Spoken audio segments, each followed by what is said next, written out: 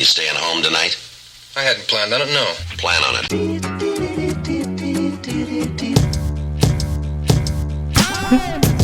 Minus 5, 4, 3, 2, 1. Booster ignition and liftoff of Discovery. You're gonna die. I'm Raymond Arroyo. We'll see you next time. All right, here we go. Starting the episode. Our thanks to Catherine Whitaker for this bottle opener, the Popener here. It has Pope Benedict and Pope John Paul II on it. So, two of the heavy hitters there.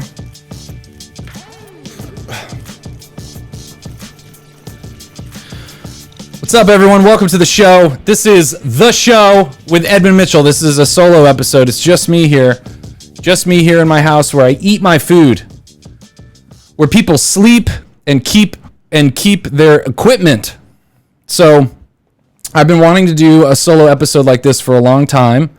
I've wanted to get on and rant a little bit. So we got a good episode prepared here. I'm a little more prepared, Ian. Thank you very much.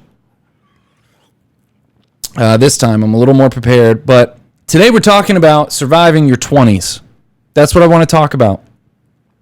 I'm sharing this on Facebook. You should go follow our page, The Show with Edmund, facebook.com/The Show with Edmund Mitchell. That's where you should go follow that. You should also follow us on YouTube and whatever. You know where all the places are. Oh, one of the announcements I wanted to get out is I wanted to say thank you to a new Patreon sponsor. And we're going to go to it right here. Patreon.com/The Show with Edmund Mitchell. And we have a new Patreon sponsor that we want to thank. Oh my gosh, all this login stuff, all these problems we're running into here, all the tech problems. So what I wanted to do today is I wanted to talk about surviving your 20s. I just wanted to cover just some advice. I'm not an expert, but I am 30, and I remember what it was like to be 20, and I want to document this. I want to document being 30 now and reflecting back on my 20s and share a little bit of insider advice. So just think of me as your cool but kind of younger Uncle Ed. So if you're in your 20s, I want to talk to you, but I'm really just talking to me from my 20s and what I wish someone would have told me. Things people would have told me, things I wish I wouldn't have worried so much about, advice I wish I would have heard. So, here we go. Oh, man, this Patreon makes it so hard to find the information you need. Here we go. Shout out to Brian Hendricks. Brian Hendricks recently came on as a Patreon sponsor, and I just want to say thank you, Brian. You too can support the show. Get your name in the show notes, which everyone wants to be in the show notes. So yeah, man, being 20 is hard. Oh, the other thing, if you're tuning in live here or on Facebook or on Instagram, you can drop your phone number in the comments. Drop your phone number in the comments, and we'll do a call in. We'll do a live call in. You can ask questions. We can just chat. You can talk to me. Hopefully we have, at least one. I think we have at least one call-in that we're planning. So let's just get into the show, guys. What I wanted to start out with is being 20. What does it feel like to be 20? When you're 21, when I was 21, I had just graduated college. And, 21, I graduated college. Within 2 weeks of graduating college, I got married. 2 weeks after that, I think we moved across the country to Toledo, Ohio. Then we started my first ever job, my first ever opportunity to live with someone else. That was a weird way to put it. That was such a strange. Sorry, I need to focus in here. Focus, guys.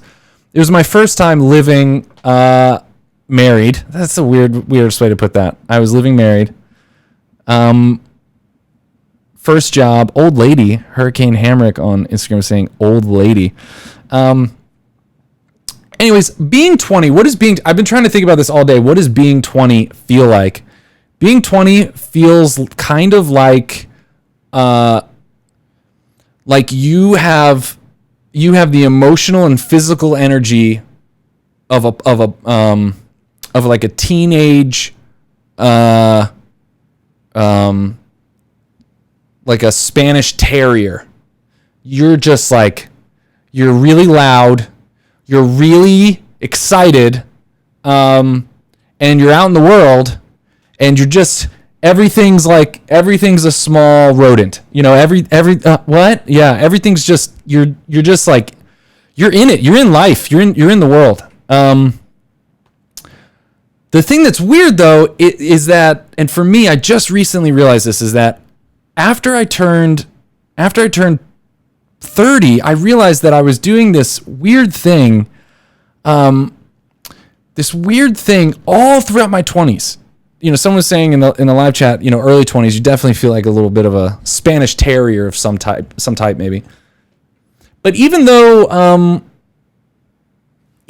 you definitely mature throughout your 20s, I realized it wasn't until just recently that I was still viewing the world. I was still viewing the world as if I was in school, like as if I was in school and there was an adult somewhere who had the answer.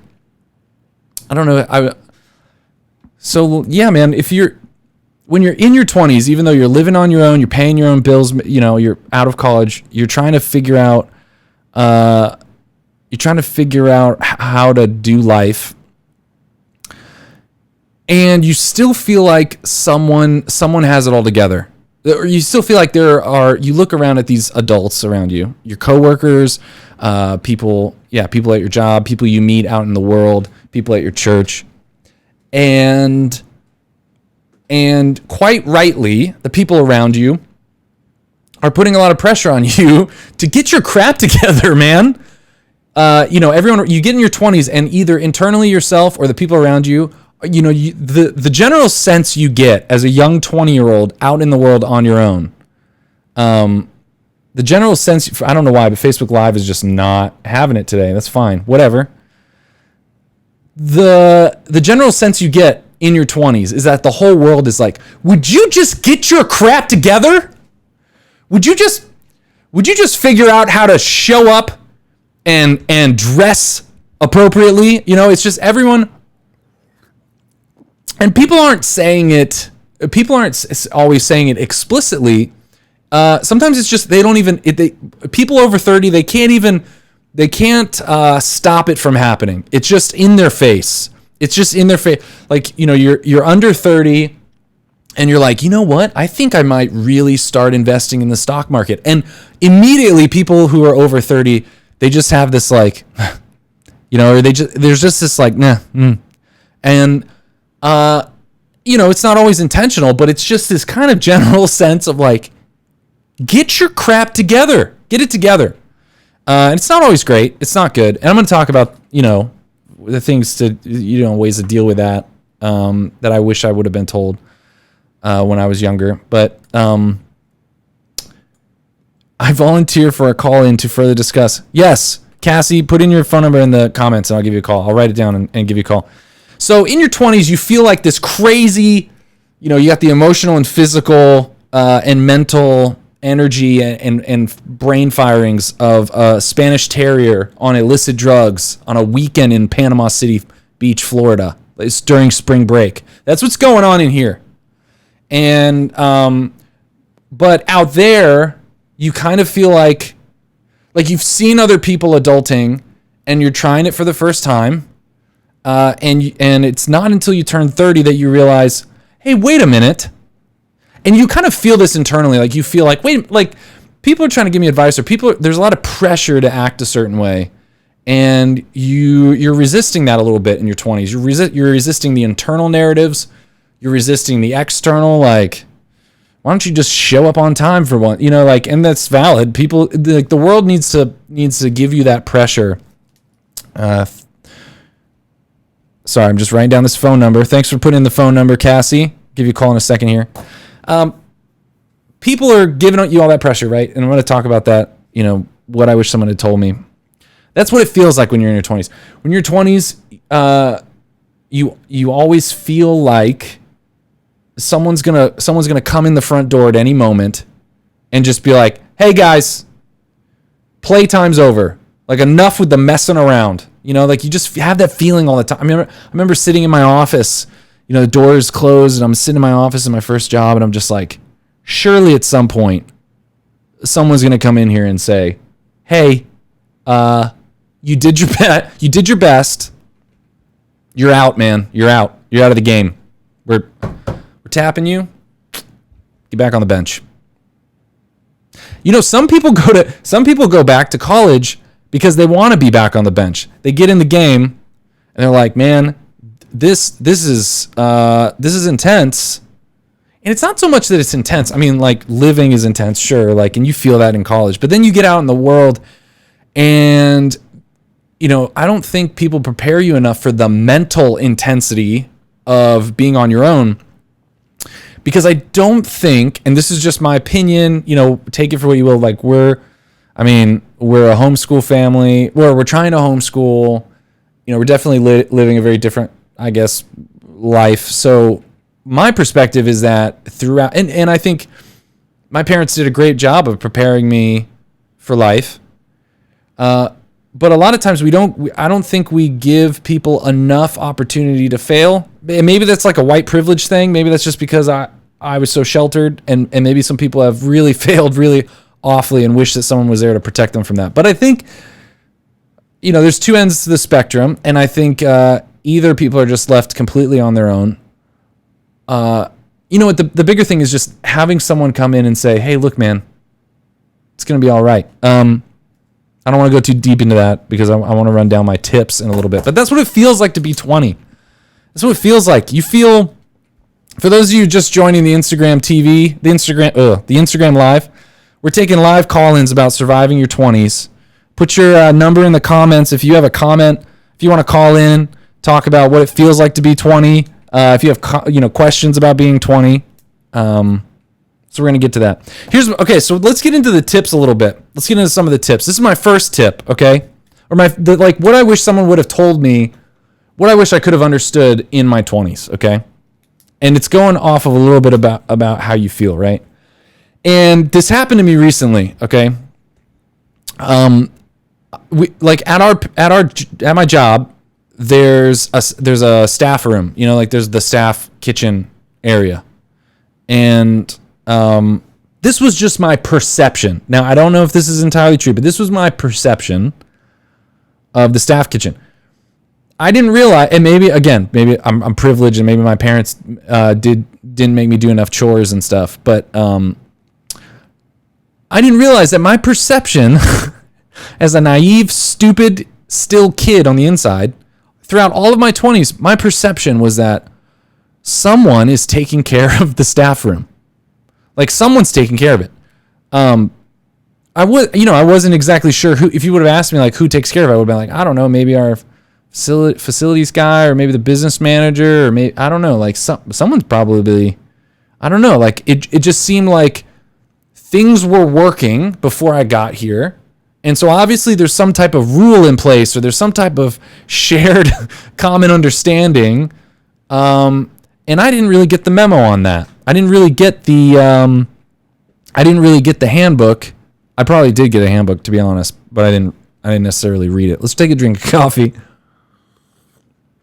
I feel like I didn't really get the handbook on how all of this stuff was supposed to work. So then it was just recently I walked into the staff room, and there's a few things over the last 5 years. There's a few things in the fridge or around the staff room that have been bothering me. For 5 years, these things have been bothering me. But I just assumed, like, someone understands why these things are here. Someone has the rule book. Some adult. I'm a freaking adult. I have 5 kids. I'm an adult. I own a home. I have 5 kids. I probably have a 401k. I don't know for sure if I do, but I probably have one. I don't know how much more adulting I can be. I mean, the only other thing that would make me more adulting would a watch. A watch was probably the last thing that I was like really holding off on, and now I have a stinking watch. You know what would make me more? The only other thing what would make me more adulting? I mean, I'm an adult. I'm 30 years old. I have 5 kids. I pay a mortgage. I pay bills. I pay bills that I don't understand. That's the other thing they don't tell you when you're a kid, is that most adults, like, you get this feeling because when people treat you like a kid, you don't even realize it. Even when you're 25, you don't realize that people are treating you like a kid. You just think that they totally understand everything. People in their 30s also don't have a clue, okay? Other people in their 30s also don't have a clue.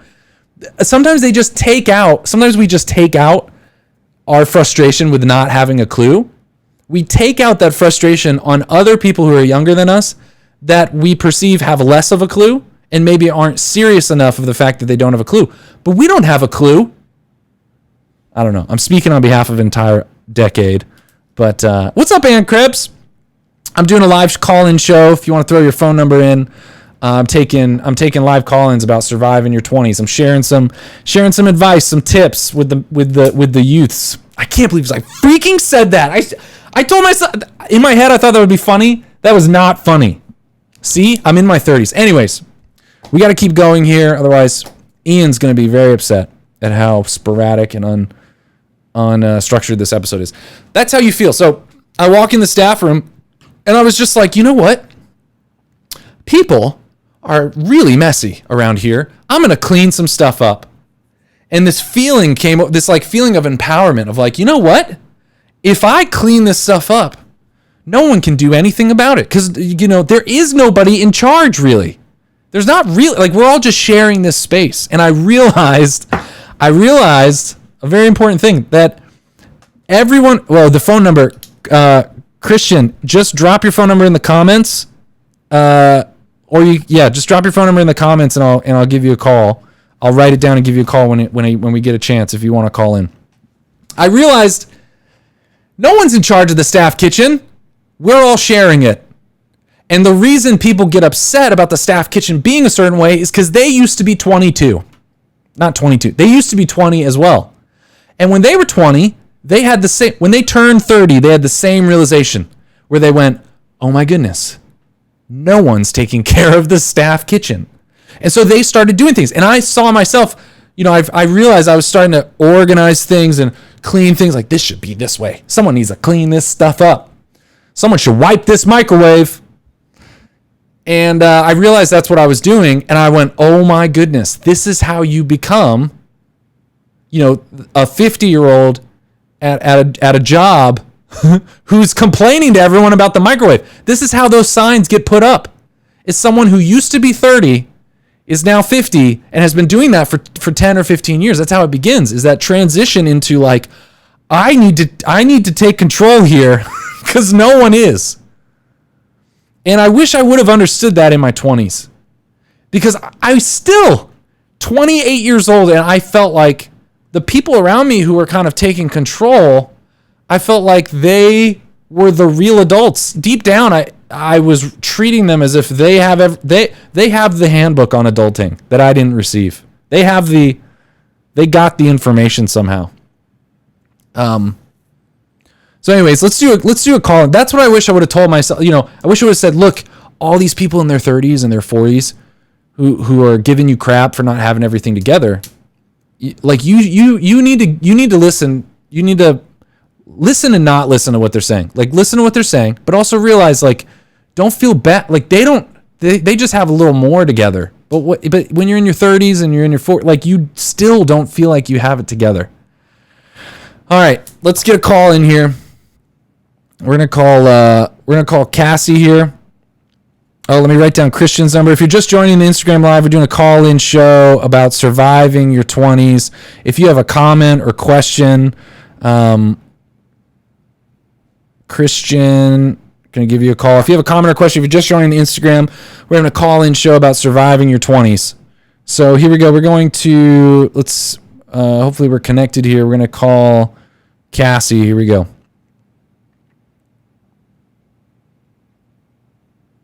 There we go. Not going to say her number out loud. Hopefully she can hear me when we call. Hi, you've reached Cassie. Cassie! I can't get the phone right now, so leave a message and I'll call you back. Thanks. Cassie. Oh my goodness. Please record your message. We're going to leave a message for Cassie. Finished recording. You may hang up or press 1 for more options. Cassie, I called you. You left your number and I called you. You missed your shot. Okay? I hope you're having a good time being in your 20s. You're probably in your 20s. This is probably why you're being irresponsible with your phone. You know, if you're going to commit to things, you need to show up, Missy. If you're going to commit, that's stupid. That's stupid. Don't listen to that. Anyways, thanks, Cassie. Talk to you later. Bye. Okay, we had another person that, Christian. We're going to call Christian. Christian, if you, hopefully you're here. Okay, hopefully this is Christian's number. You thought it was a scam call, Cassie. Cassie said she thought it was a scam call. Hello. Hey. Hello, this is Edmund. You're on the show with Edmund Mitchell. Edmund, how's it going, man? Love the show. Love the podcast, man. Oh, Christian, thank you so much. You're so nice. How are you doing, man? Good. I just finished work right now, so I'm driving home. And I saw you were live, so I was like, all right, I'm in for a wild time. Let's go. Dude, that's wonderful, man. That's wonderful. How old are you, Christian? Everyone wants to know, how old are you? Edmund, I am 22. I am fresh in my 20s. Oh, you're so fresh, man. My question for you. Yeah. So I know you're a recent, or not, maybe not recent, no offense, but I know you're a Franciscan grad. Yeah. And I am a rising senior at Franciscan University. Okay. My question is, how do you transition properly from any university into the real world, into finding a job, or that transitionary period where you're like, okay, I have to pay my student loans off, Yeah. and I got to find a job, but am I ready to get my career job yet, or am I going to get my transitional job first so I can kind of, stay afloat with the student loans and just monthly rent or whatever it may be? So are you at Franciscan right now? Yes, I finished my first year. I'm a transfer student. You finished your first from a year there? community college. Yeah, it was my first year. I went in as a junior. Okay, cool. And then what are you majoring in? Mathematics with a minor in theology. I wanted to maybe think about the youth ministry track, but also have a backup plan just in case, Yeah, and like what are you thinking? So youth ministry, but like where's your heart? Where's your passion? Where's like what would you love to do? Yeah, I would love to absolutely do youth ministry and young adult ministry. Yeah. I'm in California, Southern California. Okay. Shout out to all the Southern California Franciscan students. SoCal. And there's a great young adult community out here. I'm going to name drop a bunch of cool events. Andrew Laubacher does some great stuff that I haven't seen in a while, but I'd love to see it back. David Calavita, Mass Underground, love that. Ooh. But just this community of young adults and just like great youth ministers. I'm going to shout out Francis Cabildo, Chris Mueller, Vincent Campo-Yap, just great youth ministers that are, really paving the way for new youth ministry and new evangelization. So look, you know all these amazing people in SoCal where you're from. So what's the option? The option is either go into like what's the career versus just pay the bills? Like what's the hang up there?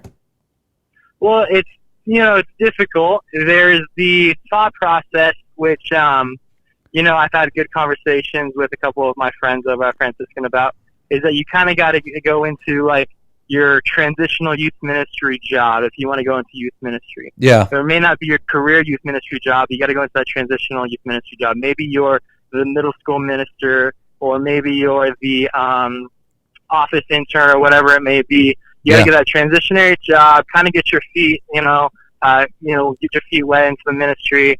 And then, comes the hard part. I don't know when that happens for most people, but having to like establish yourself, and like, buy a house, or, start a family, or, find that career job, whatever that may be. So what do you want to do? What do you feel like you could do. I mean, it sounds like if everyone was giving you that advice and you thought that was good advice and you felt comfortable with that, you'd be like, oh yeah, sure, I'll just go, I'll work with some of these other youth ministers and learn a lot and then move out. But it sounds like part of you is like, well, maybe I won't be able to pay the bills, or maybe I should just, you know what, forget them. I'm going to do this on my own. Like, what is that kind of the hang up? No, yeah, that definitely is the hang up.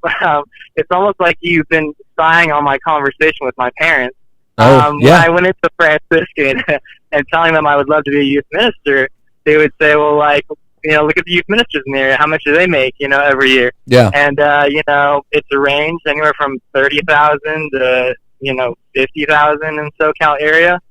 And then they go, well, do you think you could support a family off of that in the Southern California area?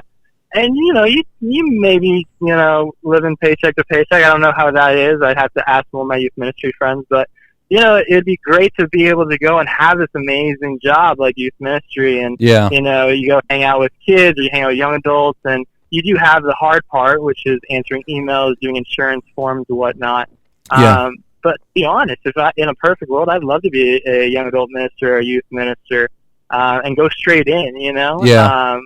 Just dive straight into my career youth ministry job and be there for however long, anywhere between 5, 15 years, 20 years, Well, let me tell you what I did, and I don't know if this is the right advice, but this is what I did. I did probably everything, right? Like I did I've tried all the different choices that you've kind of said. So I went straight out of like my parents told me, okay, if you're going to go into youth ministry, you're going to be poor. So I thought I'm not going to make any money.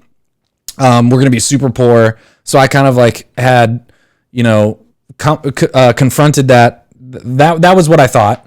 So, and I also thought for some reason, I'm just going to go off and get my own youth ministry job and learn how to do this from the ground up. And so I got both of those things. I got a job, an entry-level youth ministry position at a parish that didn't have a very big youth ministry program, and I was not getting paid. I was not getting paid hardly anything. Now, later, I ended up hiring a youth minister under me, and I've seen other youth ministers do the route, like other middle school ministers, move to a different parish where I was getting paid more, and, started having youth ministers under me and watching them go through the track that you're kind of mentioning. And I would say two things. I would say when I started valuing myself as someone worth paying a living salary, I think that's around the time that my salary increased. Both at my first job, where I went into my pastor and I was like, look, like, I have big plans for this ministry. Like, I don't want to just be, I don't want this to be my victory lap out of college and just be like a part-time pizza delivery guy here at this parish. Like, I want to do big things here. And I had to like back it up with what I was doing professionally. Like, I had to start treating my job differently, having bigger plans for the ministry and stuff. And then when I moved to Texas, when I was looking for jobs here, I just went in with the understanding that like, okay, I'm gonna ask for a lot, and I'm gonna really try to treat my job like how would I have to act as a youth minister to get paid more, So that's the first thing, like the first kind of advice or first thing that I experienced was when I started acting differently about my job. People started recognizing that, and more people were willing, priests were like reaching out, wanting me to go work at their parish, partially because I think, and other youth ministers I know who treated the job much more seriously. And then the other thing though, that I would say is that if you do have the time, and the ability or the interest in learning from someone, I do think I would have progressed much quicker as a professional youth minister had I very intentionally picked someone I highly respected and worked for them for five or 6 years and then launched out. But I would have been really smart about picking a youth minister to work under who wasn't just like who had a bigger vision for youth ministry than just like, oh yeah, we're just doing some weekly things and like hopefully some kids come to Jesus. I think those are I mean, I think there's no right answer. I think you really have to just pray through it and figure out. So I think the fear that you won't be able to make it, or that do I want to start paying my bills or not? I think maybe for now, until you go out and try to find a bunch of jobs and a bunch of jobs just are turning you down, I wouldn't settle for like a lower paying job. Do you get what I'm saying? Mm-hmm. Yeah. Like it's it's kind of difficult because it's like you get some parishes that unfortunately do see youth ministry not really as a high paying job. Yeah. And they won't offer a high paying job. And then you get some other youth ministries that are like, no, we would love to have you come in. We're more than willing to work with you. We want to give you an appropriate paycheck, and it's tough. It's like, okay, like never settle, Do you are you bound to Southern California? I mean, Southern California is pretty big. There's a lot of parishes in Southern California, I bet. Well, they say the places to go is either SoCal or Texas, right? It's youth ministry. Texas right now is probably better because it's a little lower living cost than Southern California. But of course, it's like wherever God sends you, you go out there, and if that's where you're called to go do ministry, and you're called to do ministry there. And how many? Not bound to SoCal. Yeah, how many years left do you have in college? 1 more year. Okay, 1 more year. This is what I would do. I would just audit I would audit a bunch of the parishes that you see as having either someone you want to work under, but also a parish that might potentially pay you well, and audit some parishes that you could go in entry level, but maybe a neighboring parish has a youth ministry that you really respect. And I would just I would start reaching out and just saying like, what do you guys pay? Try to find, what I guess what I'm trying to say is try to find parishes that are paying youth ministers well. Either reach out to some youth ministers in the area or some of these parishes that you respect and say, hey, look, I'm looking for a job. I'm doing some research. What's kind of like the going salaries around here? But until you try to interview at like 10 parishes and all of them say you're asking too high of a salary, I think don't settle, man. I think the saddest thing for me is when someone is they're 2 years into a youth ministry position and they're coming to me saying, I am not getting paid enough. And I'm like, well, you accepted the job. Why'd you accept the job? Do not accept. When you accept the job because you think, well, maybe I won't get another job offer anywhere else. Like, you have to have the abundance mindset, right? Like, you're a smart guy. You're going to be a good youth minister. You have a degree, like you're going to have a degree related to the field. I think until you have 20 positions that are all telling you, you know what, you're too expensive. I say like, just go for it. Shoot for it, Yeah. No, I think that's great advice, Evan. Thank you. I appreciate that. Yeah, dude. Hopefully that helps, man. We're starting a Catholic Youth Ministry podcast too. So, you're gonna have to keep checking in with us when we start that podcast up, and you'll just keep checking in with everyone, telling everyone what you've learned. I will. I'll be looking out for that podcast. All right, sounds good, man. Thanks for calling in, Christian. Thank you. Bye. Talk to you later. Bye. Christian's the man. Okay, the problem we have right now is that people can't hear the call-ins, so I'm gonna fix that right now. Okay, everyone, hold on. I'm gonna put some. Here we go.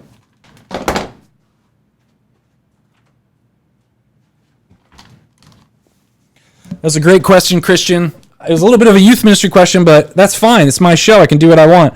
So if you're just joining us, we're talking about surviving our 20s. And one of the big things about surviving your 20s is like career advice. Like, what are you going to do? Where are you going to go? Making those decisions is really hard.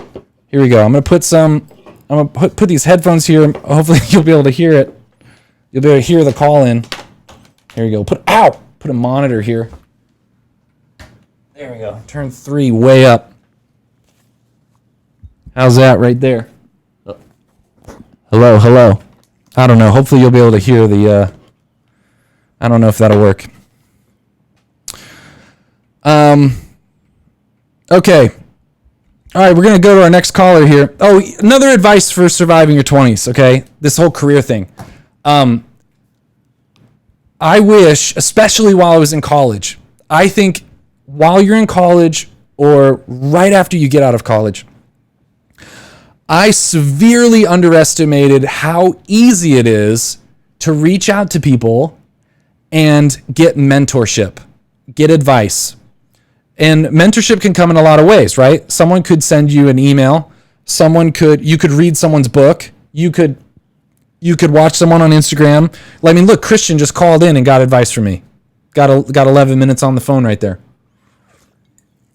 What I wish I would have spent a little more time on in college and right after college is reaching out to people I respected and asking them questions, asking them smart questions, not wasting their time, not calling and just saying like, oh, I don't really know what to do, but doing some research, doing some work, figuring out what kind of question. It's kind of a skill figuring out a good question to ask. But I wish I would have. I remember at one point I emailed Randy Rouse at Life Teen, and I said this was like my second year of youth ministry, and this is just in general surviving your 20s. I think when you're in your 20s, you think that people are hard to get in touch with. You think that people are busy, but the thing is that people in their 30s. Just people in general want to help. They want to give advice. They want to help. Now, the thing is that they're busy. So you have to be the type of person that someone likes helping or mentoring. And the type of person that someone likes mentoring or helping is someone that, one, asks good questions. So that means that you do the work ahead of time to figure out what kind of questions you need to ask. You do the work ahead of time to figure out a path that you're trying to go down. And then you ask good questions about, what mistakes did you make? How could I do this better? How do I tackle this? What am I not seeing? Those are really good questions. So you have to be someone who's willing to ask good questions. And the second thing, you have to be willing, like showing people that you're going to go out and not just follow the advice they give you, but double down. Give like 3 times the effort on the advice that people give you. Like, hey, you gave me this advice. I went and did that. Like you told me to write every day for 20 minutes. For the past month, I wrote every day for 40 minutes. And then coming back and saying, hey, here's what I did. Here's how it helped. Here's another question I have about this. Like, if you can do those 2 things, if you can ask good questions, honor someone's time, but then also just show that you're getting after it, that you're doing stuff, man, people, I think you really underestimate in your early 20s how easy it is to get in touch with someone you respect and admire and get some mentorship. And then the other thing is that mentorship also, I wish I would have offered more of my services in exchange for some mentorship. And what I mean by that is like, there was a lot of people I respected in a lot of different areas, blogging, youth ministry, videography, people online, stuff like that. I wish I would have spent more time. Either I would have gotten a job where I worked under someone, or I wish I would have spent more time reaching out to someone and saying, hey, you run this, like, hey, you do this youth ministry program. I'm sure you need help with, what's a stupid, I'm sure you would love someone to just like fill up your Instagram account with like more pictures or schedule out posts or something. Can I schedule out these posts for you? Can I do some like work for you? In exchange, can I talk to you on the phone for like 45 minutes once a month and just ask you some questions? Or just, I wish I would have done more stuff, try to do stuff like that. And you know what? You're going to get 5 or 6 people. You're going to get 10 people that are going to say, I just don't have time for that, or don't really know how to do that. But I think you would get people. I would do that 100%. If someone reached out to me and said, hey, like, I want to help you with some of this stuff. Can I do this? And then you give me some advice on it. There's someone in my life right now that did that. That said, hey, can I come over? I'll take notes about the podcast. Corey, I'll just say the name. Corey is like, hey, can I take notes about the podcast, help you set up, and in return, you just kind of show me what you're doing. Give me experience in this. I want to get into the video game more. If you're just joining us on Instagram, we're doing a live call-in show. I think Cassie here was going to call in. Let's see. 33. Sorry, I'm not going to say the phone number. Let's see if she picks up this time. Can you guys hear this? Hey, Cassie? Hi. Hey, Cassie, you're on the show with Edmund Mitchell. That's me. Hey, what's up? How you doing, Cassie? I don't know if people on Instagram can hear you, but I'm trying to make it louder for them. But Yeah, what's up? Thanks for calling in. I'm sorry we missed you earlier. Yeah, I'm sorry. It's I was okay. going to keep the line open for you. It was you.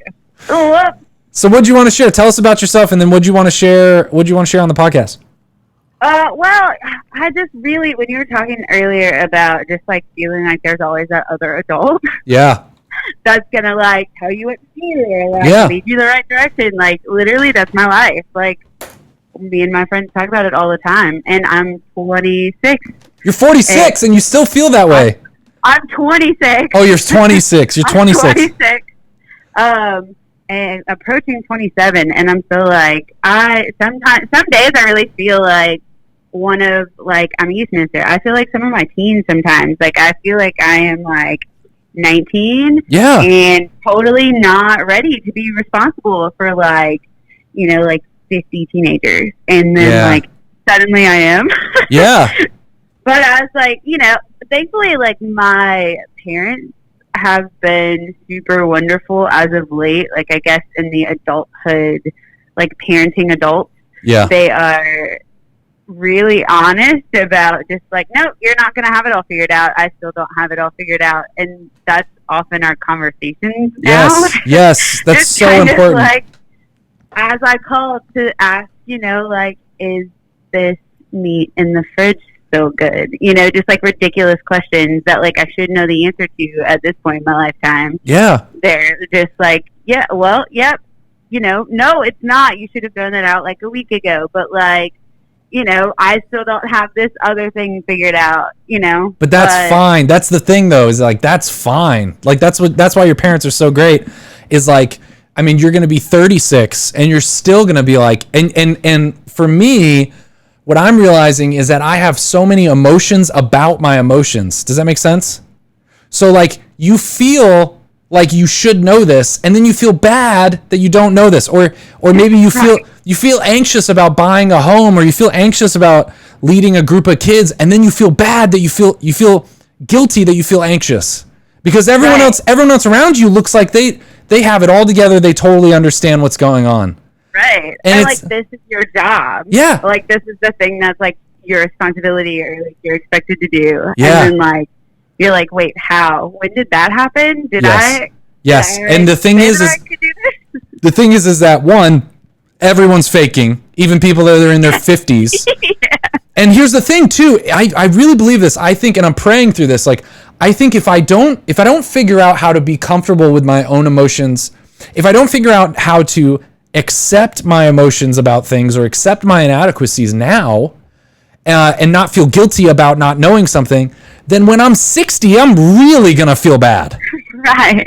So like, right. It never goes away. People are just good about faking it, and people don't know, and you'll even notice that people will get insecure when you try to ask them questions. They'll be like, well, that's just not, that's not important, or well, what, like, because they don't know, because we don't know. And it never goes away. And so just being more gracious with yourself is what I'm trying to learn, is like, I need to be more forgiving. Like, it's okay. You're okay. Like those inadequacies. Exactly. Yeah. And in fact, actually, like admitting you don't know things is a much quicker way to grow and learn, and admitting that you don't know what you're doing, and admitting like, yeah, like, come on, and I think actually it makes older people feel uncomfortable because they're like, why aren't you faking like I am? Right. No, and I think like I think the other thing too is like being okay with your previous plan not being the plan that worked out. Oh my gosh, 100%. Yes. Being okay with kind of planning as you go, because like, okay, 26, totally know that I'm not like a wise soul or anything like that. Totally still learning all the time, every day. Yeah. Mostly an idiot, right? But like I've already had a major like career change and like I've felt like a quarter life crisis kind of thing, just because it's like major call and like, something just dropping in my lap. And I remember like I still had to interview, and I remember like it was interviewing for youth ministry position, and I knew at that point, like I knew it was mine. Yeah. And I remember in the interview, one of our deacons like looked at me and was like, okay, but why? This feels like out of left field for like your background, because like have a bachelor's degree in early childhood education. I have a master's degree in professional writing. Yeah. And I worked in marketing as a project manager for a little over a year. So you switched out of that into youth ministry? Yes. Oh, wow. That's awesome. But I was on a core team for 7 years, and it was just one of those things, you know? And so, like, he asked me that, and I was like, okay, but, like, also everything has fit so perfectly. Yeah. And kind of, like, you know, kind of went into a little bit more detail about the story. But, like, after that, he just kind of looked at me and was like, how do you get that already? And I was just like, I had to pray through this nonsense that nothing made sense. Yes. You know, and thankfully I have those adults, like I said, my parents, who are just like openly like, look, like you don't have to have it figured out. You don't. And you're not going to have it figured out. Yes. And this is the thing with public school is that we get in this like, okay, I have to go to the next grade and then the next grade, and I'm going down a track and a path. And it makes you think once you leave college that, like, if you don't have your track already figured out, that you're like a loser, that you're wasting time, you're a waste of time, like, and you're not. You're just gaining skills. You're just growing. Exactly. You know, the number of people, if you look at a lot of CEOs that started companies, a lot of them start these massive companies in their 40s and 50s. Like they didn't find their thing, they didn't find their company, they didn't find until they're in their 40s and 50s, and all their life experience had just like led up to that moment. Because man, when you're 30, you're still young. When you're 40, you're young. When you're 50, you're young. Oh yeah. So yeah, that's good advice. I think also like I still use my degrees every day. Yeah, you know, like 100%. I have to plan lessons for youth ministry. Yes. You know, I have to market and I have to write and I have to do things like that, like for youth ministry. 100%. So it's like none of that was a waste, you know. But like I definitely had to learn how to let go of like all of those quote unquote plans that I made that were so solid for my life. Yeah. Because it was like, no, like this is so much richer than what I thought I was. So like, no, I'm not making the money I thought I was going to make with a master's degree. You know, like, no, I'm not doing any of the things that I thought I would be doing at like 26, but I'm also like living the life that's fulfilling. Yes, and you're happy. So much more. So like, yeah, you know, 20s are crazy, but like they can be awesomely like just so fulfilling and satisfying and just full of growth. I'm learning how to accept growth. What was that last part? Oh, you broke up.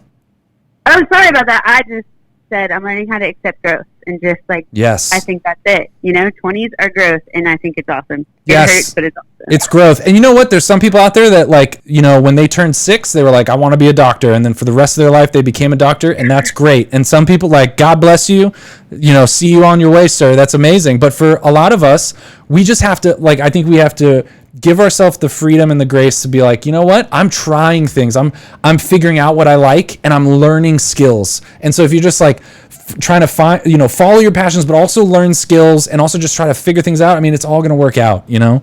Exactly. Someone said on Instagram, David said, Moses was 40 when he started shepherding Jethro's sheep, 80 when he led Israelites out of Egypt.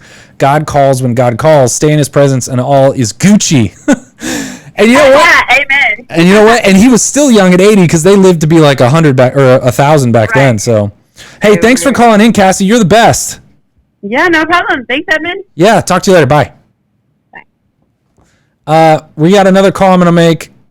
We're running low, but that was good advice. Cassie's the best. What was one of this advice down here I had?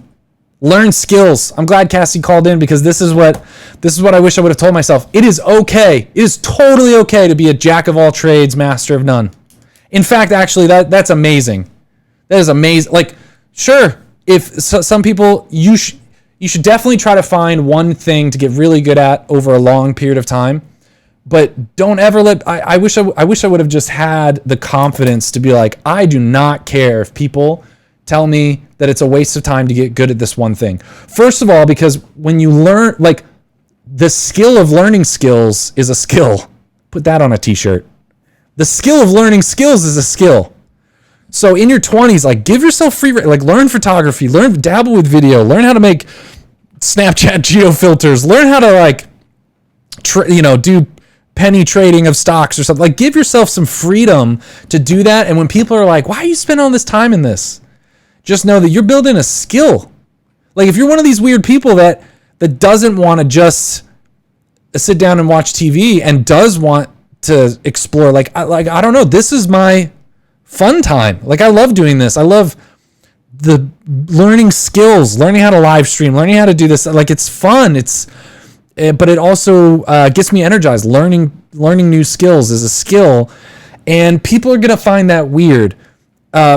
People that spend a lot of time doing other, like, feel like, why don't you just relax? Like, why don't you just, it's a waste of time. Like, you're never gonna get super good at photography. You can never, whatever, man.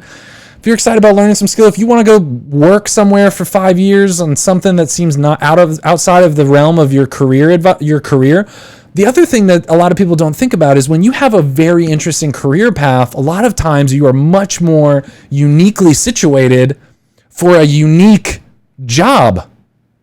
So this guy that knows math and theology, there might be a really weird job that he might be better, he might stand out, right? Whereas everyone else that wants to be a youth minister does catechetics, theology, youth ministry minor.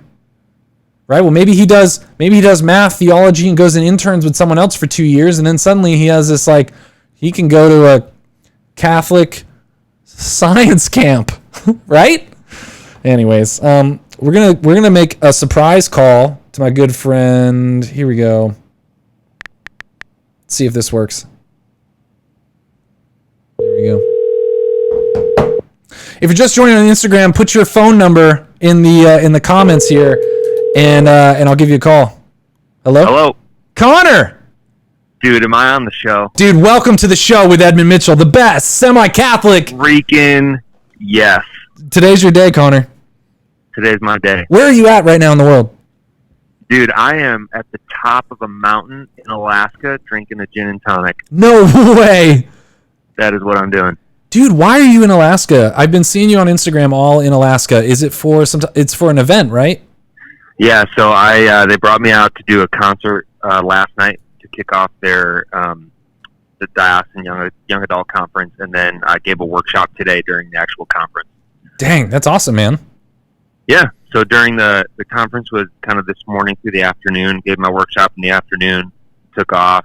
I did a 2-mile hike up this mountain, and they have a little like a kind of lookout restaurant place at the top, and wow. I'm hanging out for a little bit and then taking in the view, and then I'm going to head back, and they're kind of doing like an evening session tonight. So dang, that's awesome. So Chris Padgett was like just there, and then the next day he's in Denver and you're in Alaska. Oh man, what was he doing here? I have no idea, but I think maybe they kicked Chris out and they were like, let's try you. Dude, so on what? I would have lost my mind if I would have run into Chris Padgett in Alaska. That would have been the best. So the episode is about surviving your 20s, and I have a long list of like just different little tips and advice, but what would you, we've kind of talked about some of these things. I feel like we go back and forth in some of our phone calls about, like, we kind of pump each other up with advice that I think we would have wanted to give ourselves when we were 20. But what's some stuff that you would, you think that is important to survive your 20s? How old are you again, Connor? I turned 30. Okay. Strong 30. So, you got a strong 30. You still got that strong chin at 30. That's great. Dude, strong chin. And I'm telling you, I'm way more excited about my 30s than I was my 20s. So let the record show that I'm just getting going. But tell the folks at home. Yeah, I would honestly, say, and my workshop was on this today, but I would say what plagued me the most in my 20s was comparison.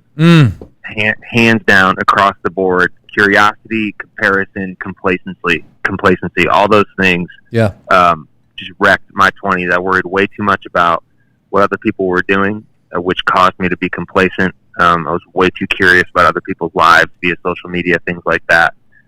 Was it people older than you, or just people at your same age that you were like, I should have the things that this person has, or I should have my stuff together the way this person has?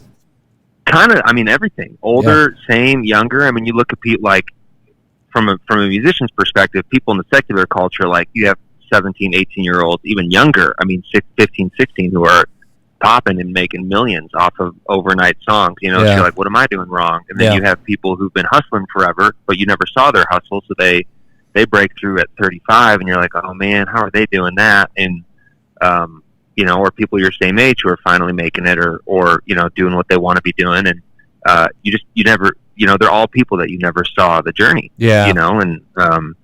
And so I would just get so down on myself, and I look back on, especially in my early 20s, thinking, man, if I had the heart in my early 20s that I have now, and if I had the clarity of what God wants for my life then that I do now, man, I would have been a game changer. Dang, dude. And I mean, I can look back and be like, God's time, and obviously trust Him in all of it. But man, yeah, it would have totally changed the game if I could have been as united with what I know God's promises for my life now. Then, if that makes sense. So how would you have convinced yourself? I think about this a lot. Like so you're sitting, like you come into the room and Connor's there. You're talking to yourself at 20.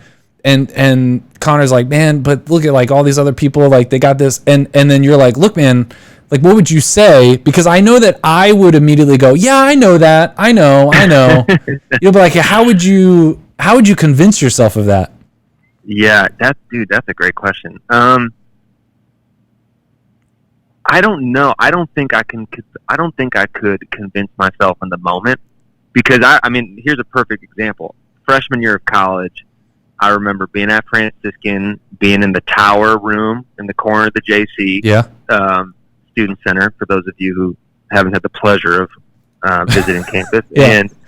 And I remember a senior walked in, and we're hanging out, and he was just giving me some perspective on like being a student at Franciscan. He said, hey, just so you know, you will not have the same friends your senior year that you do now. Yeah. And I just like laughed at him, because I was like super tight with my freshman year friends. Yeah. And sure enough, senior year rolls around, and I literally, I mean, I knew all of the people, but there were none of the people that I hung out with. Yeah. So I don't know. I don't know if I could convince myself, honestly, because when I was 21, 22, 23, even like post-college, mid-20s, I was like, you think you kind of made it, right? Yeah. Like, yeah. First job, trying to kill it in the game, made it through college. So I guess my answer's kind of sad, but I don't know if I could have convinced myself. Yeah, I mean, it's hard. It's a tough, like the whole like going back in time thing is really tough. But I think what I would have tried to tell myself is like especially maybe after my first year of youth ministry, or after my first year like out in the world, I think I would have just told myself, look, man, like you're fretting so much about picking the right decisions that like no one cares. Like no one like this is just 10 years of showing up. Just do something for 10 years of showing up. And just like, I wish I would have said, what's more important is consistency. Just like show up. Yeah. Just show up every day. Like on social, like I wish I would have showed up more. And what little showing up I did on social media or in other people's lives, or like different skills that I was learning. It's like, I was fretting so much about the comparison about, well, they got it figured out, or they got this figured out, or these people are going to think this if I start trying this. And I had a little bit of that not caring, but I didn't have enough. And so I think I would have told myself, like, look, like what you're trying is really good. And the people that are giving you advice to like not worry about that, like they're not going to care. They're not going to be around in 10 years. And in 10 years, you're going to have 10 years of that, 10 years of building this thing. And you're going to feel just as young as you feel now. Right, man. Yeah, that's good. I totally agree with that. I think too, I mean, I know this sounds so cliche, but I would have told myself to pray more. Yeah.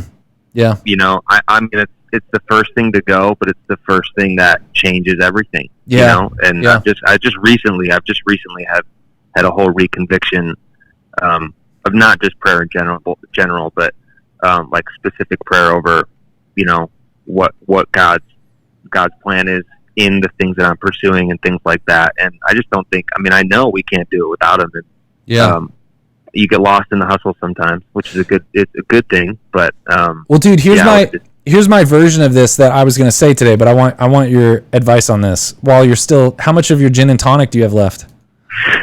I'm still on the first one. So okay. So I'm still on the first one.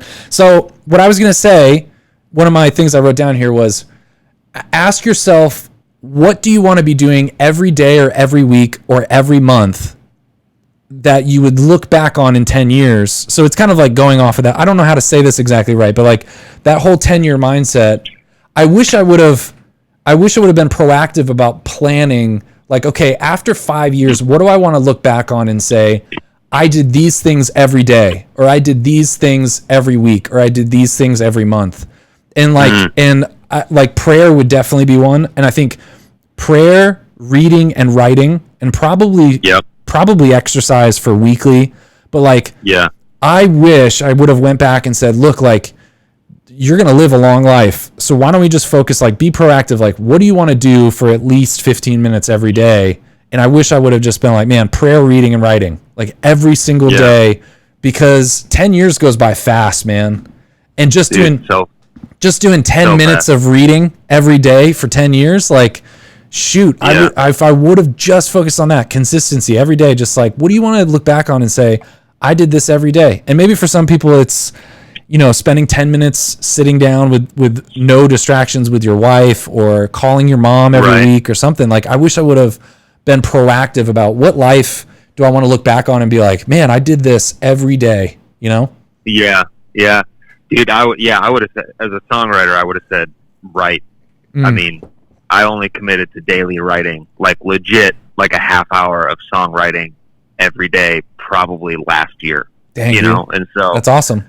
And I wrote like a lot, you know, I like would get inspired and I would write, or I would write on the weekends, or I would put in my time, but just like, there's nothing like, you know, don't tell me you're a songwriter until you're literally writing every day, you know, until the pen's hitting the paper every day. And, you know, but now that you say that, you know what I would have said to myself is I would have said believe in yourself more. To what?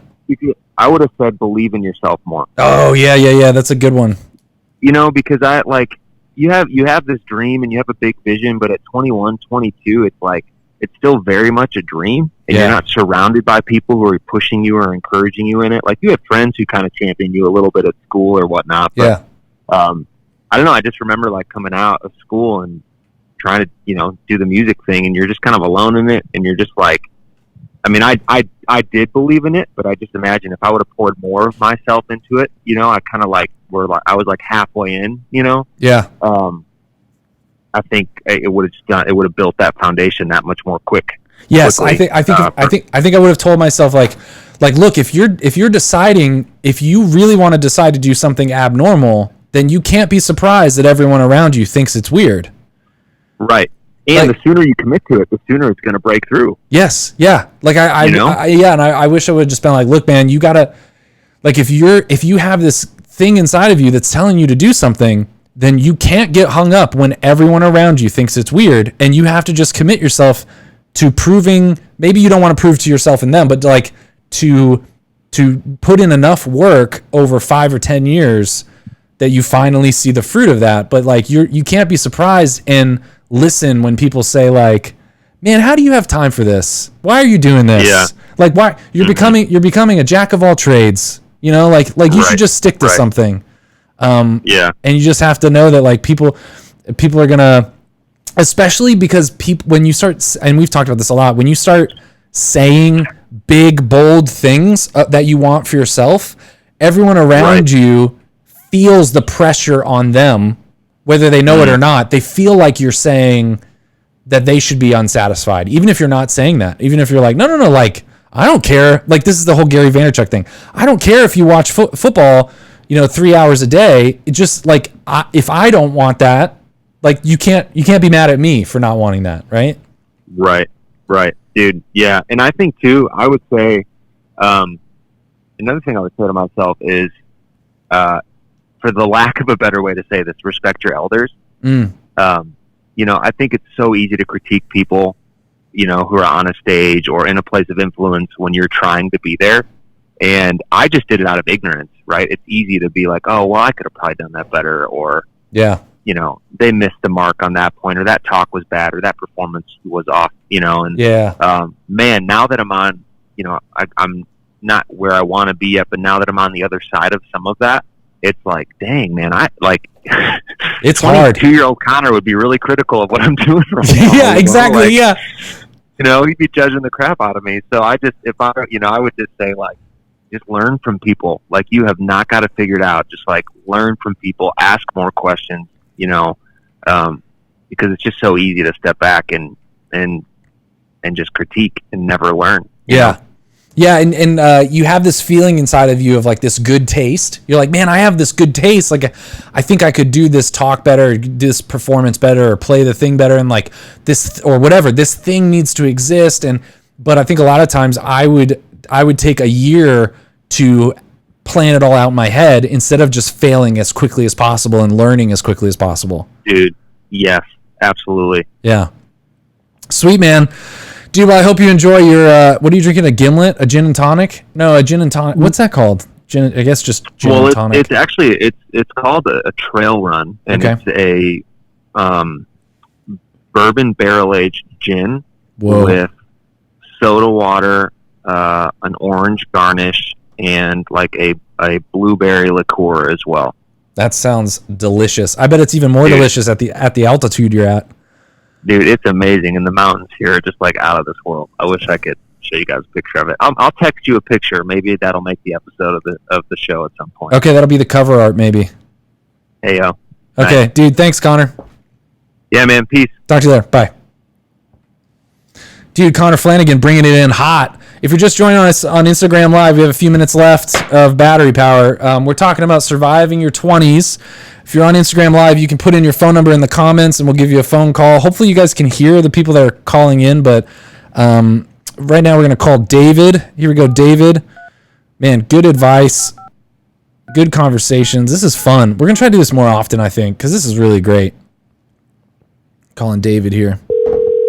David's a huge fan of the show. Great guy, David.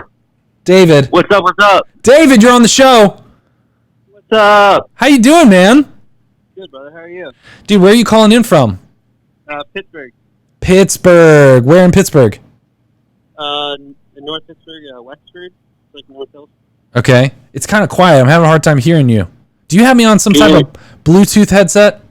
No. Can you hear me now? Yeah, dude. So, David, we've interacted, I think, a bit on social media, but give everyone some context, like where are you from? What are you doing? What are you up to? What are you excited about?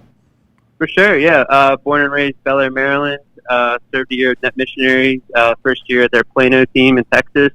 Oh, nice. Then went to Franciscan and finished up my my undergraduate there for 2 years in communication arts. Worked for Steubenville conferences for a little while, and then took a youth ministry job in Pittsburgh. Awesome, dude. And so you're in youth ministry now. What year are you in? First year. Just got hired in January. Sweet. That's awesome, dude.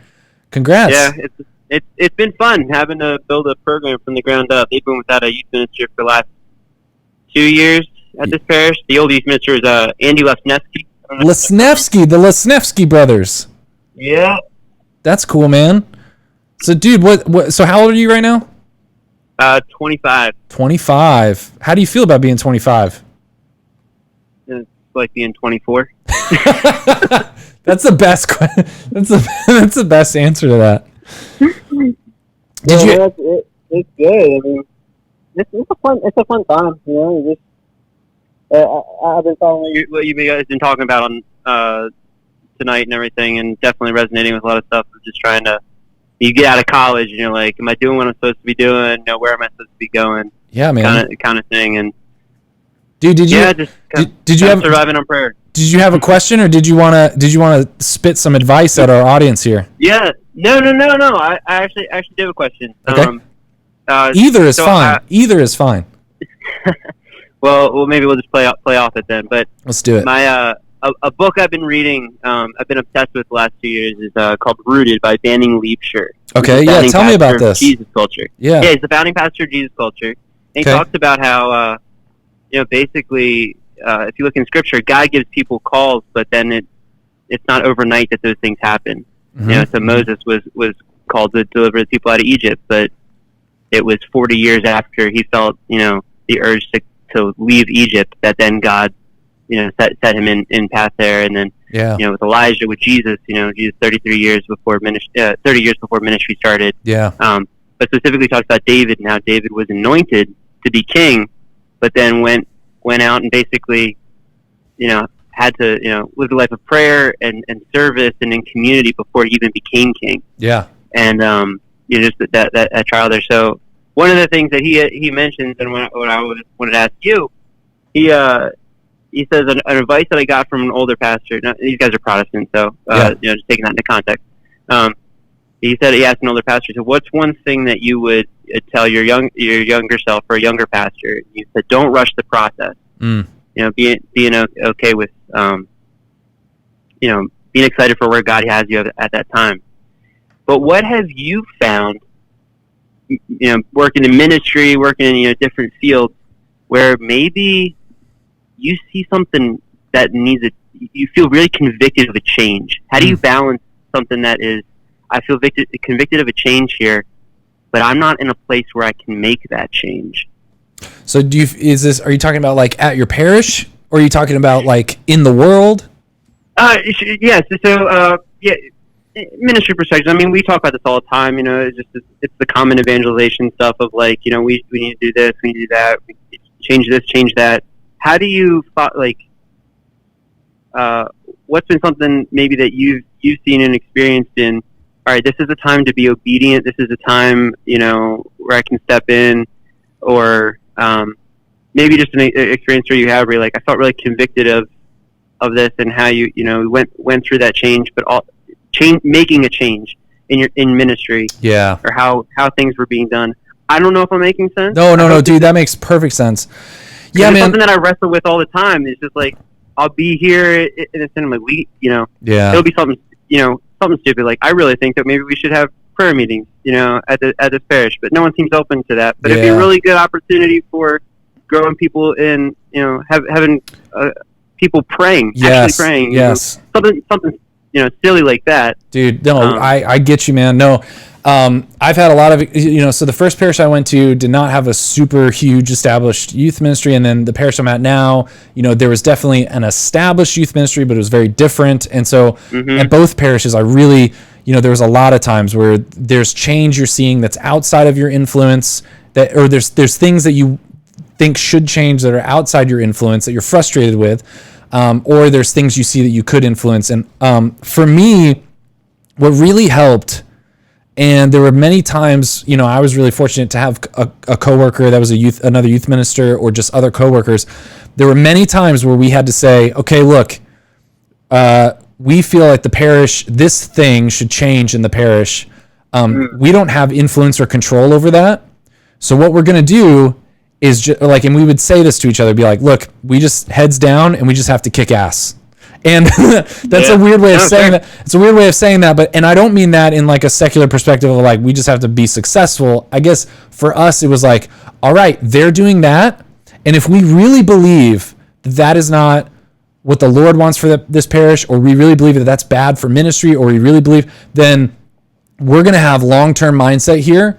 And we're going to put our heads down, and we're going to do it right in our sphere of influence. So, if you have a pastor that's maybe making, not praying enough with their staff, then we would just double down on praying with our volunteers, or we would double down as a department of like, okay, well, our parish staff isn't getting together and talking about planning and vision. So we're going to get so good with our volunteers about planning and vision. So I think like there are ways that you can make, the other thing I'd say is like, I would take small bets. So you might not be able to go all in on parish-wide staff prayer, but maybe you could ask for just like a small bet, or a small, what's the word I'm looking for? Like a small experiment, or a small, maybe you take little tests here and there. And maybe it's just like a little bit, and you just think long-term, and that you can proof out your idea in your spheres of influence. So if your idea is like, man, as a parish, we really need to be going on, like for instance, at our parish, we were seeing like a lot of dysfunction and disunity between a lot of the different ministries and a lot of the different staff members and stuff. And we didn't really have a way. We kind of brought it up, but there was no real way to get everyone on the same page.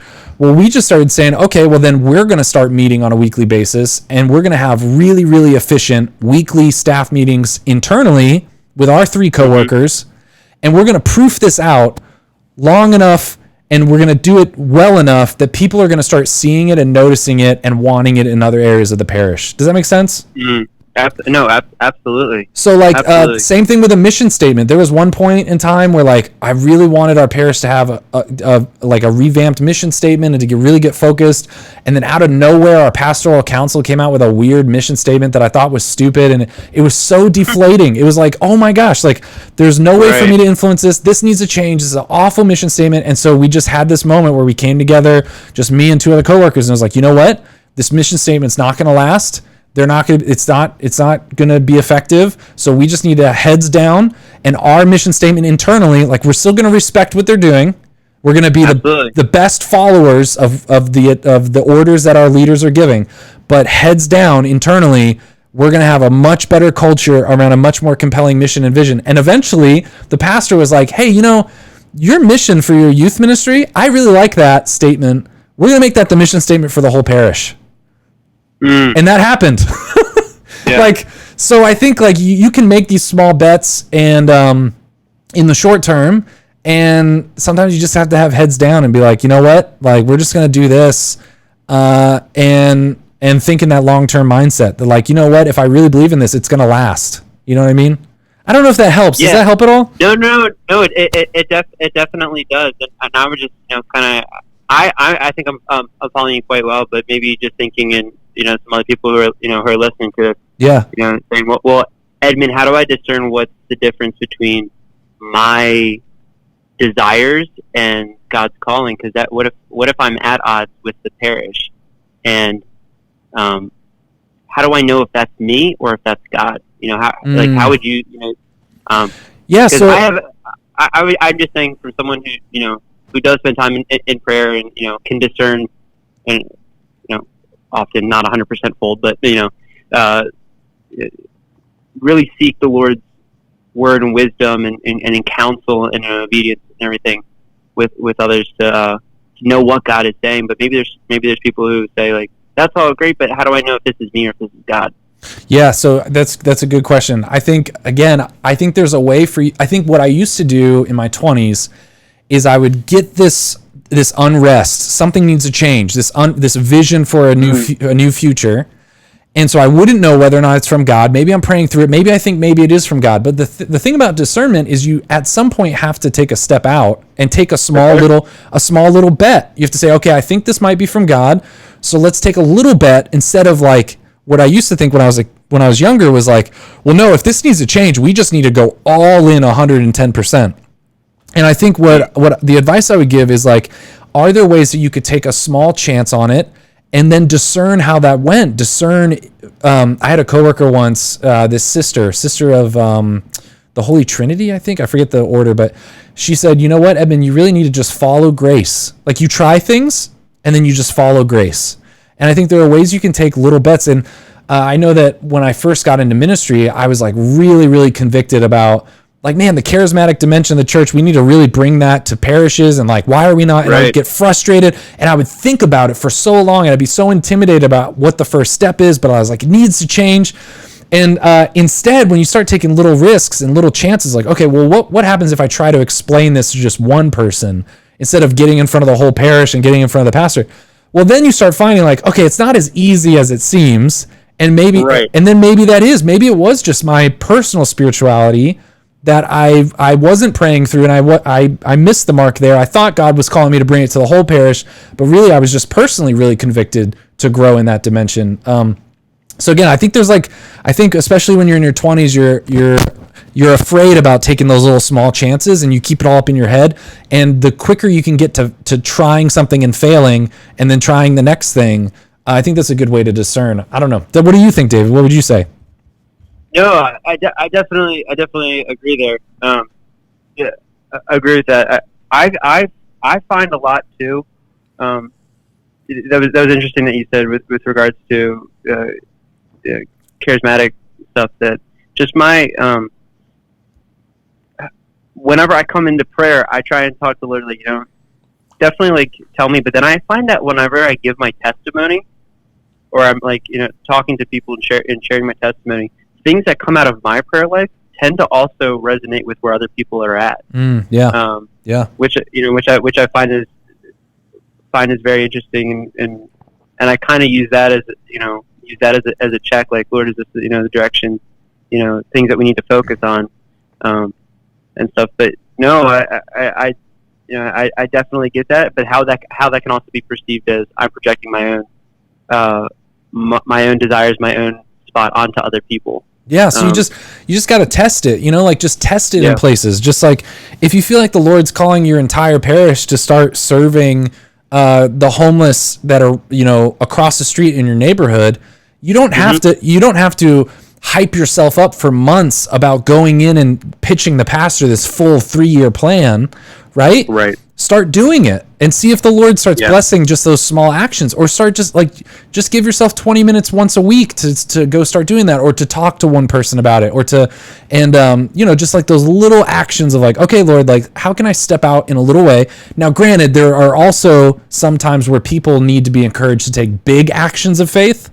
But I think at the beginning, while you're prayerfully discerning this, until you have that strong conviction that like, okay, like if the Lord's asking something huge, then yeah. But I think there are little tiny ways that you can kind of test that and see. I remember hearing Andy Stanley say that if you have a vision for something like a new ministry or a new endeavor or something, that he actually said, don't tell anyone about it for like a year. And he said the reason he tells people this is because a lot of times those things will fade after a few months, and you have to really test. Like if it's really, really big, you have to test this conviction. You have to test this. And I thought that was interesting advice. I don't know that you could just apply that to everyone, but the point there is like, you have to test these things. You have to, that's what discernment is about. Is this going to stand the test of time? Is this just me in like a manic stage of my life? Right. Yeah. Well, that's interesting because, programs like Christ Life and Alpha, they ask you to not even start that program at your parish until a year. After you've decided to do it. Yeah. Take a year to actually, plan this thing out before you run it. Yeah. Because there's a lot that goes into it, and if you can't meet that, those requirements, even as baseline as they are, as you can get them, it's a time of prayer, of discernment, of is this going to be even a good fit? Is this practical? Okay, this looks like it's going to work. Now, how do we sustain it afterwards? Because like those, where do we go from here as people start to show growth? That's really wise. 100%, man. Well, dude, David, thanks for calling in. Absolutely. Anything else you want to tell everybody before you sign off here? See you next time. Thanks, David. You're the man. Take care. Peace out, brother. Bye. Oh man, this was fun, guys. This was fun. I hope this audio isn't. I've been messing with the board a lot, but closing thoughts here. No one cares. 10-year mindset, guys. You got to be in the you got to think like in 10 years, man. You're not going to remember your neighbors who thought this wasn't a good idea, or your friends who thought this was. You really have to go internal and think in that 10-year mindset. Trust your intuition. What else? I just got a bunch of advice. I don't know. I'm just dumping a bunch of advice because now I'm an old man just doling out advice. We talked about some good things. What do you want to be doing every day? We didn't even get into finances stuff. This is here's the last thing. In your 20s, man, you want to be focusing much more on... Now, I definitely think you do have to get your budget under control a little bit. You can't be stupid and just spending all of your money. But I think, focus half of your, if you have, imagine you have a certain amount of time that you're focusing, a certain amount of time and energy you're focusing, worrying about your finances, worrying, I'm worried about my bills, worried about my finances, I need to budget and this and that. I would spend half of that time, whatever amount of time that is, I would spend half of that time thinking about how to generate income. And then spend the other half or the other 20% or 10% on saving income. That's another piece of... I wish I would have told myself that earlier. I wish I would have told myself that's okay. You're going to live a long time. And it's, some of these things I was focusing on trying to figure out, what are other ways I can generate income? They take a long time to figure them out. They take a long time to build extra skills, or to figure out how to do client work, or to figure out how to do those things. Think about how other unique ways you can generate income, and not just saving income. So I highly recommend Ramit Sethi's I Will Teach You to Be Rich, which sounds like an obnoxious book, but just getting into that kind of, look up some of that stuff, just kind of speed read some of it or just breeze through some of it. But he has some good ideas on like think about ways you can generate income and not just falling into the trap of constantly penny pinching, because a lot of times finding unique ways to generate income does require, you got to spend money to make money, right? It does require a little bit of investment up front at times. Another thing I really wish I would have told myself is client work. A very quick way to check a lot of these boxes, right? Learning a skill, getting a mentor, generating extra income is client work. And it's way easier. I mean, I was really intimidated by that. I thought that was impossible to just reach out to someone and say, hey, like, I want to work for you. Like, I want to work for you at a really reasonable rate because I want to grow in some skills. Here's what, and the worst people could say is no. But there's a lot of people out there that people are busy, and if you can come to them and say, hey, look, like, think about how many times you sign up for some service or something that's like $10 or $20 a month, $30, $40 a month, because it's going to give you something in return. It's going to give you more time. It's going to give you more, whatever that thing is. People are busy, but also you'd be surprised how many people are willing to pay you to help them, and in return you might gain experience, skill. Anyways, it's just another random. Fail fast. I also have down here. Invest in yourself towards your 30s. Oh, here's another thing. I think everyone should do this. I think within reason, you should have no budget towards any books that you buy that are an investment in yourself, that are like self-improvement, and not just like self-help, like those like cheap self-help books. But if you're trying to learn something, if you're trying to like grow in some type of skill, if you're trying to grow in some area, if there's a book that meets a certain criteria for that I think only you can figure out, but there's a book that meets that certain criteria, you just have to set aside a budget for that. You should have an unlimited budget for books. I mean, granted, if you start having 200 books that you're not reading, that's a problem. But if you're gonna, I mean, a lot of these like business books and stuff, man, I'm gonna make a post at some point about books that definitely were like worth 100x the cost of the book. But man, some of these books, man, are quick reads and huge insights. Like, yeah, really, really helpful. So anyways, I wouldn't have a budget for those types of books, and don't feel guilty about that, because you're investing in yourself, right? Anyways, that's long enough. Guys. Can't go much longer. Thanks everyone for listening to the show. We're going to be launching a lot of these call-ins and questions have been about youth ministry. We're launching a Catholic Youth Ministry podcast. Me and my friend Nick Gutierrez, friend of the show, co-host of the show. So you can check that out. You can go to CatholicYouthMinistryPodcast.com to check out that. Sign up to get on the wait list. Well, not wait list. Just sign up to hear more about it. Also handing out giving out a resource to youth ministers to help focus and plan. Anyways, thanks for being here, everybody. Thanks for calling in. This was an amazing episode. I think we're going to try to do some of this more often. Maybe have more people on the show when we do these call-ins. It was really fun. Thanks for helping me test out the system. We'll talk to you later, guys. You know what? When you're 30, you're going to feel just as young as you feel now.